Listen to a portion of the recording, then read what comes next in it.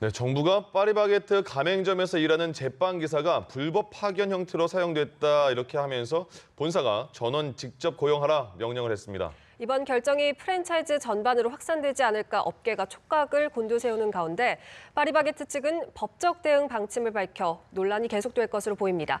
오늘은 방병국 군장대 석좌 교수 그리고 최요한 경제평론가와 함께 이 내용 포함한 경제계 이슈 살펴보겠습니다. 어서 오세요. 안녕하세요. 네, 반갑습니다. 안녕하십니까. 예. 정부가 파리바게뜨의 제빵사 한 5,300명 정도 되는 것 같은데요. 직접 고용해라 이렇게 말을 했습니다. 먼저 파장이 굉장히 클 것 같은데 이거에 대해서 이 결정에 대해서 어떻게 생각하시는지 여쭤볼게요. 일단 정부가 주장하는 그 정부가 이야기하는 법리적인 그 판단은 일단 뭐 수긍할 점이 있습니다. 예. 하지만은 이 정부가 가장 크게 내세우고 있는 일자리 창출이라든가 그걸 위한 방법론으로서의 소득주도 성장. 이게 과연 소득주도 성장에 맞는 얘기냐. 다시 말하면 파리바게뜨는 지금 현재 계약 당사자가 아닌데도 불구하고 불법 파견의 그 책임을 물어서 직접 5,378명을 만약에 고용하게 된다면 파리바게뜨가 그것을 감내해낼 수 있느냐. 감내해낼 수 없는 지점까지 밀어붙이면서 하는 게 소득주도 성장은 임금주도 성장이 아닙니다. 임금주도 성장이라면 당연히 임금을 많이 올려주는 것만 우리가 목표로 하면 되는데 소득이라 하면은 여기서는 임금을 주는 고용주의 입장도 생각한다는 것입니다. 그래서 고용주의 소득도 같이 올라갔을 적에 소득주도 성장이라는 그 원칙에 맞는 것이죠. 그렇다면은 그러한 것을 전혀 무시한 채 정규직의 숫자를 늘리는 그런 그 어떻게 보면은 단기 목표에 치우쳐서 좀 더 큰 것을 보지 못하는 게 아닌가 그런 그 좀 안타까움이 있습니다. 예, 방 교수님은 좀 약간 부정적으로 평가하셨고 최요한 평론가는 어떻게 보십니까? 대한민국은 지금 한 번도 가보지 않은 길을 걸어가고 있죠. 소득주도 성장론을 내세운 것도 처음이고 사실 간단하게 말씀드리면 기형적 고용관계에 나온 파국적 결말이다 뭐 이렇게 얘기할 수 있지만 지금까지 곪아왔던 것을 다시 한번 어떻게 하면 나아질 수 있는가 새롭게 바라볼 수 있는 계기점이 됐다고 생각합니다. 즉 다시 말씀드리면 제주도에서 그러니까 서울에서 먹은 파리바게뜨 빵 맛하고 제주도에서 먹은 빵 맛이 달라지면 안 되잖아요. 그러니까 같은 퀄리티를 만들기 위해서 여러 가지 노력을 하는데 알고 보니까 본사가 계속적으로 제빵사들한테 직접적으로 명령하고 카톡빵 막 만들어가지고 막 이렇게 해라 저렇게 해라 했다라는 거 아니겠습니까? 나중에 조사 들어가니까 방폭하고 막 그랬대요. 그러면 이 상태에선 이게 업계 관행이라고 지금까지 이야기를 해왔어요. 그렇다고 한다면 이 부분이 골마서 터진 것이다라고 생각이 되고요. 이 사자, 그러니까 다시 말씀드리면 가맹본사, 가맹점주, 제빵사, 협력업체 모두 다 불만인 사항으로 지금 드러나고 있습니다. 그렇군요. 그리고 파리바게뜨로서는 일단 지금 발등에 불이 떨어진 상태가 됐는데 고용부 지시 이행은 하지 않겠다. 그리고 법적 대응 방침까지 하겠다. 이렇게 밝혔는데 어떤 점 때문에 직접 고용이 불가하다는 건지 설명해 주시겠습니까? 입장 바꿔서 생각하면 파리바게뜨로서는 날벼락이죠. 갑자기 그 5천 명이 넘는 그 직원들을 정규직으로 섭외 들어오게 되면은 뭐 기존에 있어도 본사보다 훨씬 더 많은 사람들이 들어오게 되니까 당황했을 겁니다. 그래서 사실 지금 이야기에 대해서는 인건비 부담이 뭐 수백억 원대에 이를 것이다 이런 이야기도 있고요. 물론 여기 반론도 있습니다. 왜냐하면 가맹점주들이 부담시키는 돈도 있거든요. 그래서 여기에 대한 반론이 있지만 그런 차원에서 현재로서는 SPC그룹 이 자체가 못 받아들이겠다 해서 법적 소송까지 가는 것 같아요. 근데 이 부분은 어떻게 될런지는 법원의 판결까지 있어야 되겠지만 근본적으로 파리바게뜨 본사의 SPC가 지금까지 해온 관행에 대해서 법적인 판단을 내린 것이기 때문에 결국은 법적 소송까지 가지 않겠나. 결국 사회적 분위기에 따라 움직여지지 않겠나 그런 생각이 드네요. 그러니까 파리바게뜨가 일단 받아들이지 않았잖아요. 그럼 이게 그 제빵사들이 일단 환영하는 분위기도 있지만 반면에는 고용이 좀 불안할 수도 있다 이런 생각도 있는데 이 법적 다툼이 계속 길게 가면 어떻게 전망하십니까? 만약에 이게 어떻게 보면 하책인데 이 경제 논리에서는 모든 것이 경제 주체들 간의 대화와 타협으로 해결되는 것을 제일 상책으로 칩니다. 시장 안에서 해결이 나야 되는 것이죠. 근데 시장 밖을 벗어나서 이게 법정으로 옮겨가서 그것도 재판 한 번에 끝나는 것이 아니라 대법원까지 만약에 간다고 치면 3년, 4년 걸릴 것이죠. 근데 이게 자체가 파견법에는 어긋난 건 맞지 않습니까? 파견법상으로는 어긋난다고 말을 하지만 파견법에 어긋나려면은 지금 계약의 주체와 객체가 가맹점주와 이 협력업체인데 예. 지금 파리바게뜨 본사는 이 계약상에 있지 않은 제3자입니다. 계약상에 있지 않은 제3자에게 법적 책임을 묻는다는 건 이거 법률적으로 다툼의 소지가 물론 있는 것이고요. 예. 그렇다고 해서 지금 현재 이 정부에서 이야기하듯이 뭔가 이것은 임금 착취를 위한 그 파리바게뜨 본점과 가맹점 또 파리바게뜨에서 퇴직한 퇴직 간부들이 그 다수 협력업체의 간부진으로 지금 포함되어 있는데 예. 이 사람들 간의 어떤 그 모종의 그 보이지 않는 그 꿍꿍이로 소위 말해서 제빵사들의 임금을 더 낮추는 그런 지금 역할을 니들이 하고 있는 게 아니냐. 예. 이런 정부의 지적에도 어느 정도 일리가 있다고 봐야죠. 그러니까 결국에는 길게 재판을 끌 것이 아니라 빨리 사자 간에 협약하고 협의해서 뭐 26일 날 공청회도 한다고 합니다. 예, 예. 네. 공청회를 통해서 우리가 빨리 좋은 결론을 내고 롤 모델을 만들어내는 것이 지금 우리 사회의 시급한 그러게요. 그러니까 법으로부터 길어지니까요. 예. 연합뉴스가 오늘 새벽 6시 11분에 네. 내 고용주는 누구 파리바게뜨발 도급 파견책의 대혼란이라고 해서 아주 좋은 기사를 써주셨어요. 네. 칭찬드릴게요. 그런데 고맙습니다. 여기서 이야기하는 건 좀 내 고용주가 누구냐라고 했을 때 방금 말씀하셨던 것처럼 교수님 말씀 맞아요. 대화와 타협을 해야 되는데 대화에서 SPC 그룹이 빠지겠다는 거 아닙니까?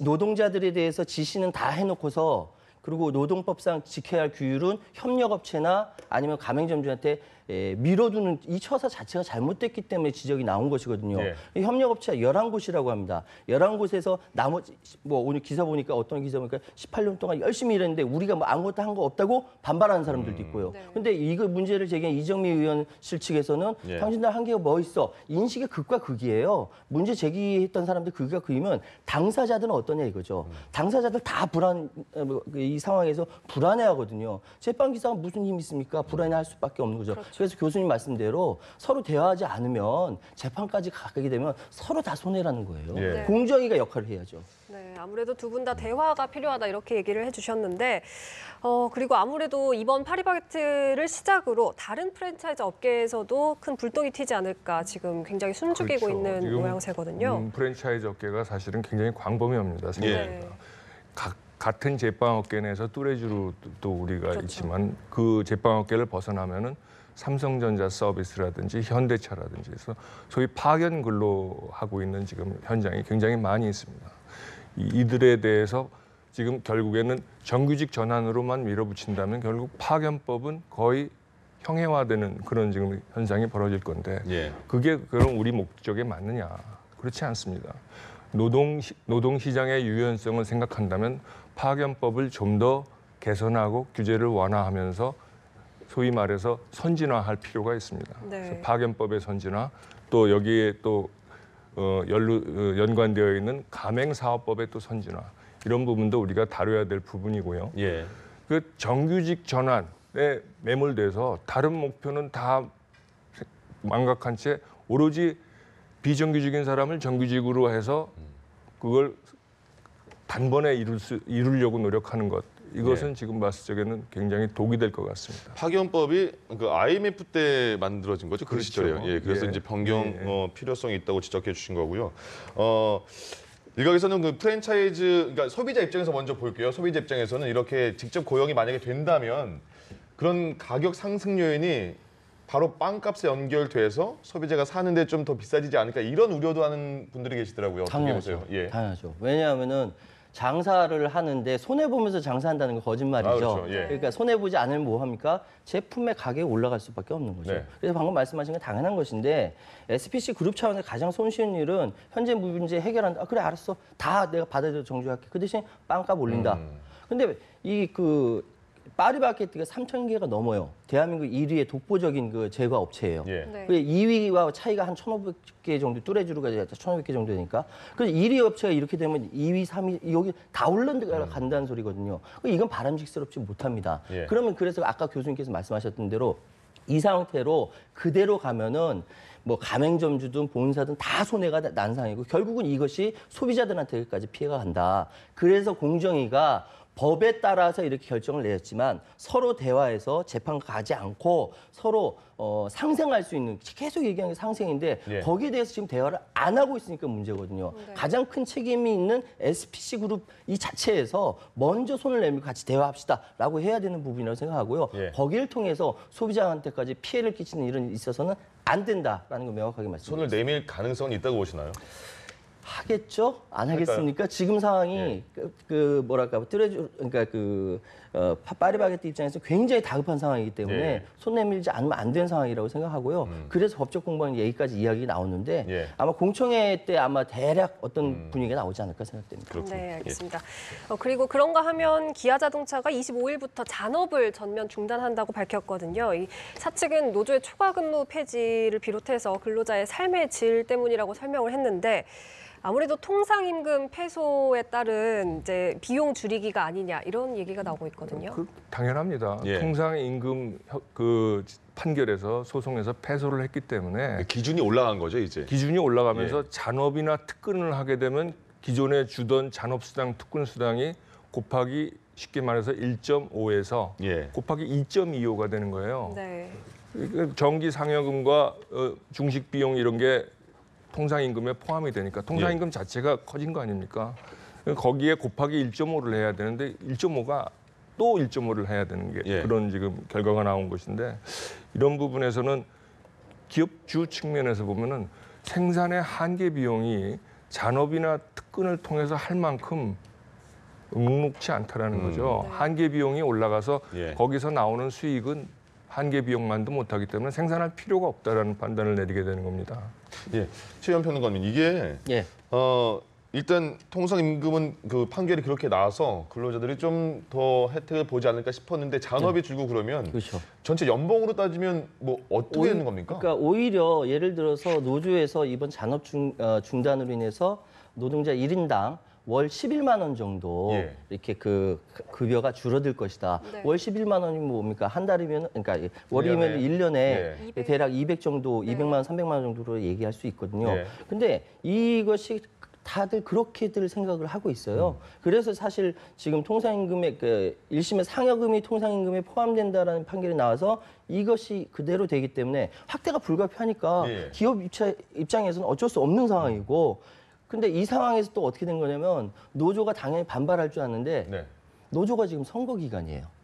아. 예, 노조 선거 기간이에요. 네. 그러니까 반발을 하는데 어떻게 할 수가 없는 상황이에요. 아주 절묘한 시기에 잔업 특근 뭐 이렇게 중단 조치를 하게 된 거예요. 예. 그러니까 이게 유야무야하게 흘러가게 생긴 거예요. 그러니까 노동자들도 답답한 거고 예. 예, 회사 측에서는 아마 이렇게 해서 결정이 되지 않을까라는 생각이 듭니다. 네, 그리고 이렇게 통상임금 후폭풍이 다른 기업으로까지 이어지지 않을까 이런 전망도 나오고 있거든요. 앞으로 우리 경제계 전반에 어떤 영향을 미칠지 궁금해지는 대목이거든요. 이게 제가 어떻게 보면 파리바게뜨하고 똑같은 것이죠. 예, 예. 대화와 타협으로 문제를 풀어서 우리 사회가 지금 굉장히 임금과 이 부분에 대해서 굉장히 다급한데 대화 타협이 지금까지 잘 안 그렇죠. 돼서 롤 예. 모델을 만들고 정말 우리가 선진 민주국가로 발돋움하느냐. 예. 대화를 하는 나라가 민주국가지 대화 안 하고 맨날 법정으로 쫓아가는 나라는 예. 후진국이죠. 그러니까 특히 노사 관계에서는 노사가 적이 되면 이미 그거는 끝난 회사입니다. 그럼 망합니다. 노사가 서로 신뢰를 하고 상대방에 대한 믿음을 가지고 양보하고 상대방을 이해하려는 마음이 있을 때 타결이 되는 것이고요. 예. 그 타결을 바탕으로 무분규에서 20년, 30년 가는 업체들도 있지 않았습니까? 우리 네. 역사에. 그렇게 다시 우리가 돌아서야 될 지금 시점에 와 있는 겁니다. 예. 그 통상임금 관련돼서요. 네. 네. 지난 2015년에 르노 삼성이요 회생 프로젝트를 추진하면서 노사가 한 발씩 양보를 했어요. 예. 그래서 정기 상여금을 통상임금에서 제외하면서 한 10여 종이 되는 수당을 포함시켜서 서로 윈윈했다는 평가가 나오고 있거든요. 그러니까 교수님 말씀하셨던 대로 이 부분은 굉장히 이제 임금과 관련된 첨예한 대립이 있고 노동자들은 마땅히 내가 받아야 될 거 못 받은 거고 네. 회사로서는 신의 성실에 위반된다라고 하는 상황이라면 대화 타협을 통해서 할 수밖에 없다라는 거죠. 교수님 말씀을 적극적으로 찬성하면서 예. 2015년에 있었던 르노 삼성의 사례 이 부분을 아주 좀 명확하게 좀 볼 필요가 있지 않을까 그런 생각을 해봅니다. 그러니까 사측도 뭐 노측도 참고는 하겠습니다만 그게 네. 지켜질지가 모르는 그렇죠. 거잖아요. 예. 사측도 지금 한 몇천 대 잔업을 안 하면 몇천 대 자동차 생산을 못하는 걸 감수하고도 그렇게 실행하는 거 아니겠습니까? 그렇죠. 그 좀 구체적인 합의점은 어떻게